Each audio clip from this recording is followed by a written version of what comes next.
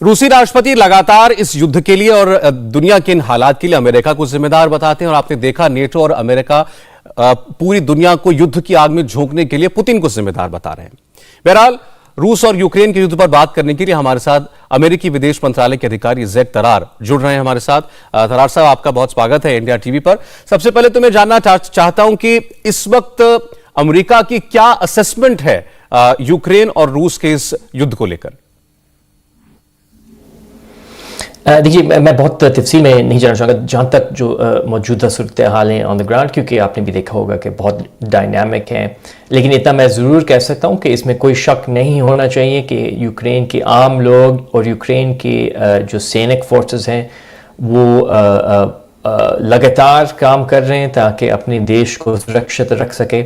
और हम America, G7, European union, NATO और अब शायद आपने देखा होगा आज जनरल असेंबली पे बड़ी वोट है, हम सब इस बात पे जुड़े हुए हैं कि हम यूक्रेन को सपोर्ट देना चाह रहे हैं, हम उनको दे रहे हैं। बल्कि लगातार कल, बल्कि 24 घंटे पहले अमेरिका ने अधिक $300 मिलियन का सैनिक सपोर्ट देने का ऐलान किया और उस पर हमने ह्यूमैनिटेरियन सपोर्ट का ऐलान भी किया। तरार साहब, ये बताएं, जैसे आज पहली बार बातचीत की मेज पर बैठे हैं यूक्रेन के और रूस के अधिकारी और उनके मंत्री वगैरह, इससे कोई उम्मीद है आपको कि कोई रास्ता निकल सकता है, या आप मानते हैं कि पुतिन जो है वो जंग के रास्ते से हटेंगे नहीं?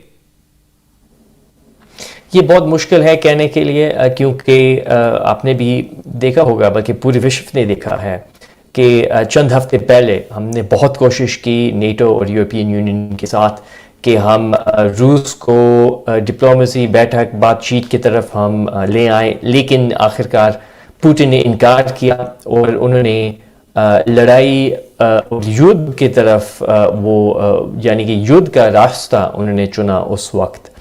तो उम्मीद यही है कि जो प्रतिबंध हम लगा रहे हैं, जो अंतर्राष्ट्रीय दबाव हम लगा रहे हैं रूस पर, उसका असरअंदाज हो, ताकि कम अज़ कम पुतिन का जो नया कैलकुलेशन होगा वो बदलेगा। क्योंकि हम चाहते हैं कि एक इंतहाई बड़ी कॉस्ट हम रूस पर डालें, क्योंकि जो हम देख रहे हैं इस वक्त यूक्रेन में वो बिल्कुल 21वीं सदी में वो बिल्कुल बर्दाश्त नहीं किया जा सकता। तरार साहब, आपने सैंक्शंस की बात की, तो जो प्रतिबंध आप लगा रहे हैं और जिस तरीके से बहुत सारे देश जो हैं वो यूक्रेन को हथियार वगैरह जो हैं वो भिजवा रहे हैं ताकि वो इस जंग में मुकाबला कर सकें रूस का, इसका नतीजा ये हो रहा है, आपने भी देखा होगा आज कि रूस के राष्ट्रपति ने अपने न्यूक्लियर ट्रायड को जो है वो एक्टिव कर दिया है। अब उनकी मॉस्को की सड़कों पर इंटरकॉन्टिनेंटल मिसाइल्स जो हैं वो तैनात कर दी गई हैं। तो वो अब विश्व में एक न्यूक्लियर वॉर का थ्रेट जो है, ऐसा लग रहा है कि वो लगातार बढ़ता जा रहा है। हम समझते कि ये न्यूक्लियर जो फोर्सेस के बारे में हम बात कर रहे हैं, ये इंतहाई संगीन मामला है, होना भी चाहिए। बल्कि इस साल जनवरी में हमने एक बार फिर अपने पॉलिसी को बहुत स्पष्ट तौर पे हमने कहा है, जो ये है कि न्यूक्लियर युद्ध में कोई नहीं जीतता, सिर्फ नुकसान ही है। और हम समझते हैं कि जब आप अपने न्यूक्लियर फोर्सेस को एक सिर्फ पैगाम देने के लिए आप इस्तेमाल करते हैं, आप प्रोपेगेंडा की तरफ आप जा रहे हैं, तो इसमें भी कोई फायदा नहीं है, बल्कि इससे मिसकैलकुलेशन होने का जो चांसेस हैं वो बढ़ जाते हैं। और अमेरिका जो है वो नहीं चाहता कि ऐसे हो। हमारे पॉलिसी में कोई तब्दील नहीं आए, हम डिफेंसिव पोस्चर में रहेंगे और हम समझते हैं कि इसको मजीद अधिक टेंशन बढ़ाने में कोई फायदा नहीं है। लेकिन आप क्या समझते हैं, इंटेंशन क्या हो सकती है व्लादिमीर पुतिन की जब वो अपने न्यूक्लियर हथियारों की ऐसे नुमाइश करते हैं? ये सिर्फ शायद व्लादिमीर पुतिन ही बता सकते हैं हमको, लेकिन इतना हम देख सकते हैं अपनी आंखों से कि वो यूक्रेन पर मुकम्मल तौर पर कब्ज़ा करना चाहते हैं। वो कीव पर हमला बार बार कर रहे हैं, बल्कि आम नागरिकों पर भी वो हमला कर रहे हैं इस वक्त। तो इसमें कोई शक नहीं होना चाहिए। अब आने वाले दिनों में क्या होगा वो हमें देखना पड़ेगा, लेकिन इतना हम ज़रूर कह सकते हैं कि ये गलत है। जो युद्ध हम देख रहे हैं ये बिल्कुल पुतिन ने खुद चुना है और नाजायज़ है, और आखिरकार असल में हम ये देख रहे हैं कि पुतिन एक नया कॉलोनियल पावर बनना चाहते हैं और वो यूक्रेन को बिल्कुल कब्जा करके अपने कॉलोनी बनाना चाहते हैं। जी, लेकिन आज राष्ट्रपति पुतिन की और फ्रांस के राष्ट्रपति की भी फोन पर बात हुई है और खबर यह मिली कि उसमें भी राष्ट्रपति पुतिन का रुख जो था वो बहुत सख्त था। वो अभी भी ये नहीं मानते कि उनकी युद्ध उनकी तरफ से छिड़ा गया। उनका कहना है कि इसके लिए उन्हें मजबूर किया गया है और पश्चिमी देशों को, वेस्टर्न कंट्रीज को उन्होंने झूठ का साम्राज्य बताया है, एन एम्पायर ऑफ लाइज, ये कहा है।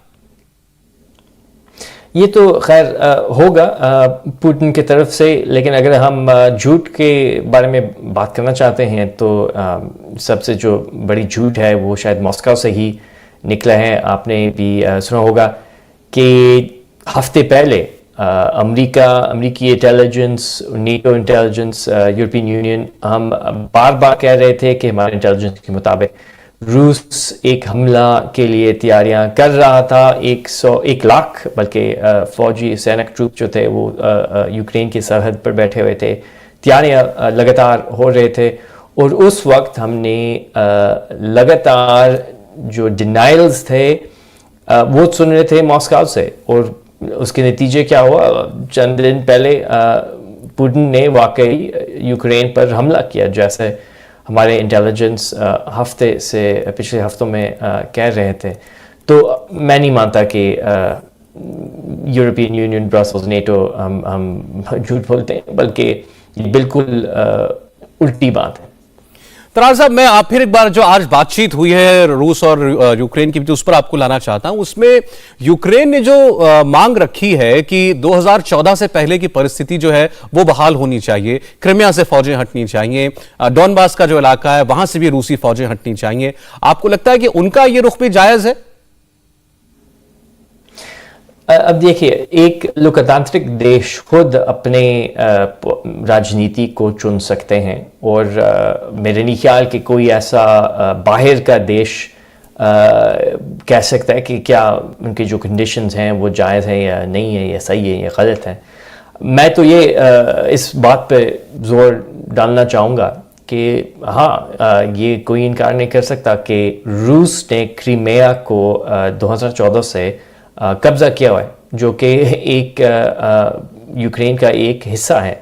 तो इससे आप भी अंदाज़ा लगा सकते हैं कि जो झूठ हम सुन रहे हैं मॉस्को से कि उनके ये मजबूरन उन्होंने यूक्रेन पर हमला किया, कि बिल्कुल गलत है। और ये कॉमन सेंस की बात है कि ये बिल्कुल मजबूर नहीं थे वो, बल्कि उन्होंने ये रास्ता चुना, जबकि उनके सामने और भी बहुत सारे रास्ते थे।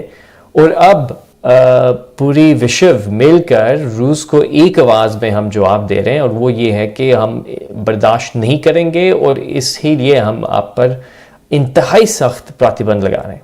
आखिरी सवाल मेरा, तरार साहब, बहुत सारे इंडिकेशंस ऐसे मिल रहे हैं कि रूस जो है अब वो राजधानी कीव के ऊपर हमला कर सकता है। इसकी वजह यह है कि रूस के रक्षा मंत्रालय की तरफ से यह ऐलान किया गया है, ये कहा गया है कि जो सिविलियंस हैं कीव में रहने वाले, वो कीव छोड़ दें, उनको एक सेफ पैसेज दिया जाएगा। इसका सीधा मतलब यही निकलता है कि शायद कीव पर अब भारी हमला होने वाला है।